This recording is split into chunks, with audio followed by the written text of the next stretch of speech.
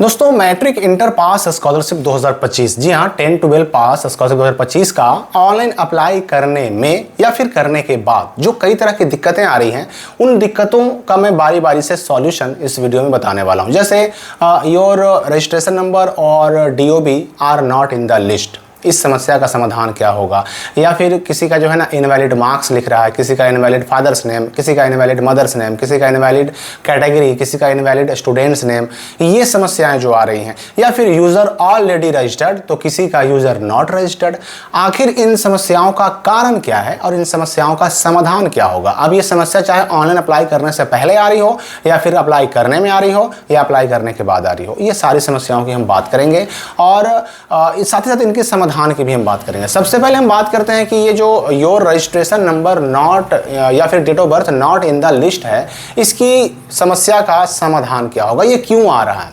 देखिए एक बात आपको समझना होगा कि ये जो मेधा सॉफ्ट का पोर्टल है, जो मुख्यमंत्री कन्या उत्थान योजना और मुख्यमंत्री मेधावृत्ति योजना और मुख्यमंत्री बालक बालिका प्रोत्साहन योजना के लिए जो मेधा सॉफ्ट नाम का पोर्टल बनाया गया, वेबसाइट बनाया गया, इस वेबसाइट पर इस वर्ष यानी 2025 में बिहार बोर्ड से मैट्रिक और इंटर पास करने वाले जितने भी एलिजिबल स्टूडेंट हैं, जिनको पैसा 10,000, 25,000, 15,000, 8,000 मिलना चाहिए, उन सारे बच्चों का पूरा डेटा अपलोड है, पूरा रिकॉर्ड अपलोड है। उनके नाम, पिता के नाम, माता का नाम, date of birth, marks, division, उनका पूरा डेटा A to Z समझ लीजिए अपलोड है।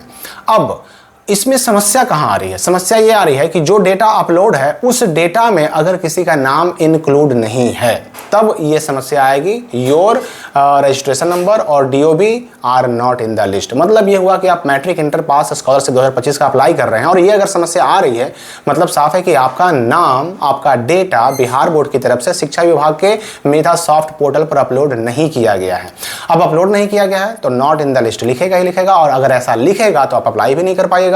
इसका समाधान क्या है? तो इसका समाधान यह है कि आपको थोड़ा सा वेट करना होगा, क्योंकि आप ये भी जानते हैं कि बीच में मैट्रिक और इंटर दोनों का स्पेशल एग्जाम भी हुआ। ठीक है, कंपार्टमेंटल वालों को तो नहीं मिलता, मैं पहले भी स्पष्ट कर चुका हूं, फिर से मैं दोहरा दूं कि जिन्होंने कंपार्टमेंटल से पास किया है मैट्रिक इंटर, उनको ये पैसा नहीं मिलता है। लेकिन जो स्पेशल एग्जाम देते हैं, स्पेशल एग्जाम वालों को मिलने का प्रावधान है।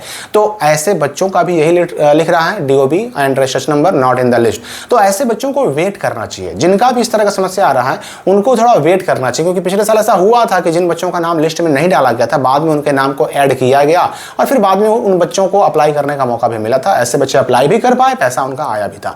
तो आपको थोड़ा वेट करना होगा, और अगर आपका नाम बिहार बोर्ड की तरफ से शिक्षा विभाग को मिल जाता है और विभाग मेधा सॉफ्ट के पोर्टल पर अपलोड कर देता है तो आप भी अप्लाई कर पाएंगे। ये तो आप समझ गए। अब एक समस्या जो इनवैलिड का मसला आ रहा है, इनवैलिड यानी invalid marks, invalid category, invalid name या फादर्स नेम या मदर्स नेम। तो देखिए इनवैलिड का मतलब ये हुआ कि जो अभी मैंने बताया ना कि बिहार बोर्ड की तरफ से जो रिकॉर्ड, जो डेटा, जो सब कुछ आपका डिटेल अपलोड हुआ मेधा सॉफ्ट के पोर्टल पर, उस रिकॉर्ड में जो चीजें बिहार बोर्ड के रिकॉर्ड की तरफ से अपलोड की गई हैं मेधा सॉफ्ट पोर्टल पर, उस रिकॉर्ड में और आपके द्वारा ऑनलाइन फॉर्म में भरी जा रही डिटेल्स में अंतर है। अंतर, अगर मार्क्स में अंतर होगा तो मार्क्स इनवैलिड बताएगा, अगर आपके नाम के स्पेलिंग में अंतर होगा, फर्क होगा, डिफरेंस होगा, तो आपके अपने नाम में इनवैलिड बताएगा। अगर मदर्स के नेम के साथ ये मामला होगा, फादर्स नेम में ये मामला होगा, तो फादर्स नेम इनवैलिड या इनवैलिड मदर्स नेम बताएगा।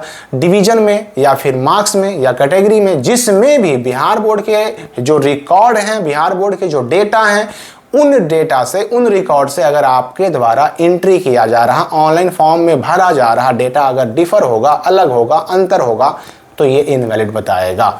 तो अब इसमें कुछ बच्चों ने कहा कि हम तो बिल्कुल सही डाल रहे हैं। ठीक है, आप सही डाल रहे हैं, लेकिन बिहार बोर्ड ने जो अपलोड किया वो गलत अपलोड किया। ऐसे केस में भी आपको वेट करना होगा। ठीक है ना, आप वेट कीजिए, क्योंकि आप जान ही रहे हैं कि अभी वैसे भी जो वेबसाइट है बहुत स्लो चल रहा है, सर्वर प्रॉब्लम की वजह से बहुत सारी दिक्कतें आ रही हैं, इसलिए थोड़ा वेट करना चाहिए। आपको वेट कीजिए, हो सकता है ये प्रॉब्लम सॉल्व कर लिया जाए। तो आपके पास वेट करने के अलावा कोई चारा है भी नहीं। ठीक है, फिर एक समस्या यूजर ऑलरेडी रजिस्टर्ड का। देखिए यूजर ऑलरेडी रजिस्टर्ड तब लिखता है जब ऑलरेडी आपका मैट्रिक या इंटर पास स्कॉलरशिप के लिए ऑनलाइन अप्लाई हो चुका है। ऑनलाइन अप्लाई अगर हो चुका है तो आपका यूजर ऑलरेडी रजिस्टर्ड लिखेगा। अगर ऐसा लिख रहा है तो आप सिंपली क्या कीजिए कि स्टेटस चेक कीजिए। स्टेटस चेक कैसे करना है, कल के वीडियो मैंने बताया था। स्टेटस चेक कीजिए। स्टेटस चेक कीजिएगा ना तो उसमें आपको अपना रजिस्ट्रेशन नंबर डालना पड़ेगा। अगर मैट्रिक का चेक कर रहे हैं तो मैट्रिक वाला, अगर इंटर कर रहे हैं तो इंटर वाला। लिंक इस वीडियो के डिस्क्रिप्शन और कमेंट बॉक्स में भी दिया हुआ है। स्टेटस चेक कीजिएगा तो उसी में आपको रजिस्ट्रेशन फॉर्म PDF डाउनलोड करने का ऑप्शन ऑप्शन मिलेगा। अगर स्टेटस चेक करने में आपका स्टेटस दिखा रहा है मतलब आपका ऑनलाइन अप्लाई हो चुका है, ठीक है। अगर स्टेटस नहीं दिखा रहा है तब समस्या है, तब आपको वेट करना होगा। वेट करिए, कुछ समय के बाद ये समस्या भी समाधान हो जाएगा। यूजर ऑलरेडी रजिस्टर्ड तभी लिखता है जब बच्चे का ऑनलाइन अप्लाई हो जाता है, ये आप समझ गए होंगे। अब रही बात कि बहुत सारे ऐसे भी बच्चे हैं जिनका यू आर नॉट रजिस्टर्ड लिख रहा है, अप्लाई कर चुके हैं। जिन्होंने अप्लाई नहीं किया, जिन्होंने मैट्रिक इंटर पास स्कॉलरशिप का फॉर्म भरा ही नहीं, अगर उनको यूजर नॉट रजिस्टर्ड लिख रहा है तब तो सही लिख रहा है, क्योंकि यूजर नॉट रजिस्टर्ड का मतलब हुआ कि आपने मैट्रिक इंटर प्रोत्साहन राशि के लिए ऑनलाइन अप्लाई नहीं किया है।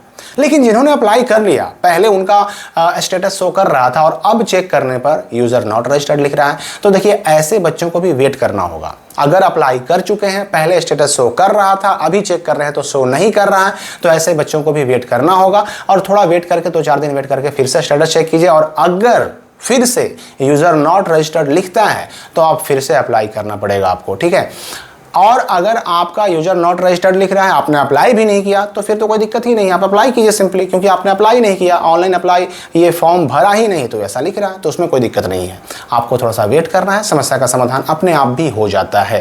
अब यहाँ पर मैं ये भी बता दूं कि स्टेटस चेक करने पर जो verification initiated, name verification, father's name verification, mother's name verification, DOB verification, जो इनिशिएटेड लिख रहा है या फिर नॉट सेंड लिख रहा है आधार में, ये सारी चीज़ों कोई प्रॉब्लम नहीं है, ये कोई समस्या नहीं है, ये एक सिस्टम का हिस्सा है, एक प्रोसेस का हिस्सा है। इसमें क्या होता है ना कि आपकी जैसे ही आपने फॉर्म भरा, जैसे ही आपने ऑनलाइन अप्लाई कर लिया, वैसे ही आपके सारे डिटेल को फिर से वेरीफाई करने के लिए अलग अलग संस्थाओं के पास भेजा जाता है।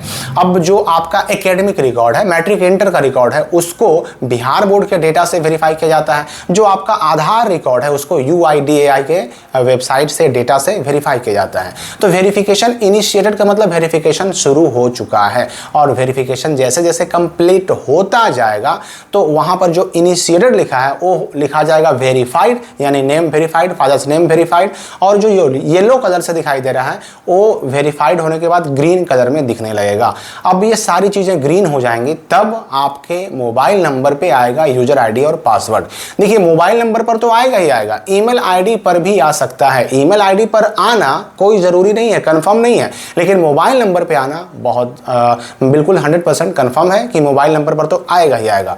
किसी का अगर 15 दिन हो जाने के बाद भी अगर यूजर आईडी पासवर्ड नहीं आता है तो उन्हें अपना स्टेटस चेक करना है और देखना है कि उनका स्टेटस ग्रीन हुआ कि नहीं। ग्रीन नहीं होगा तो आपका 15 दिन क्या, 20 दिन क्या, 2 महीना, 5 महीना भी क्यों ना हो जाए, अगर सारी चीज़ें वेरीफाई नहीं होंगी, सारी चीज़ें ग्रीन नहीं होंगी, तो आपका कभी भी यूजर आईडी पासवर्ड नहीं आएगा। और आईडी पासवर्ड नहीं आएगा तो आप फाइनल सबमिट या फाइनलाइज भी नहीं कर पाएंगे, और फाइनलाइज नहीं कर पाएंगे तो आपका पैसा भी नहीं आएगा। तो आप स्टेटस चेक करते रहें, स्टेटस में देखते रहें, नज़र बनाए रखें कि आखिर कहां हमारा एप्लीकेशन पहुंचा, और जैसे ही सब ग्रीन होगा तुरंत आपका आएगा आईडी पासवर्ड। नहीं अगर आया तो गेट यूजर आईडी पासवर्ड का लिंक भी कमेंट और डिस्क्रिप्शन में है, जो मैंने कल के वीडियो में बताया भी था तरीका, उससे भी आप अपना आईडी पासवर्ड मंगवा सकते हैं।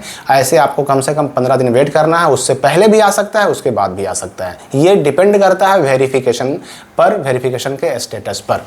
तो आप और भी जो समस्याएं आती रहेंगी आप हमारे सामने स्क्रीनशॉट भेज सकते हैं इस नंबर पर। उन सारी समस्याओं का मैं अलग अलग वीडियो में समाधान लाने का प्रयास करता रहूँगा। इस वीडियो के लिए फिलहाल इतना ही।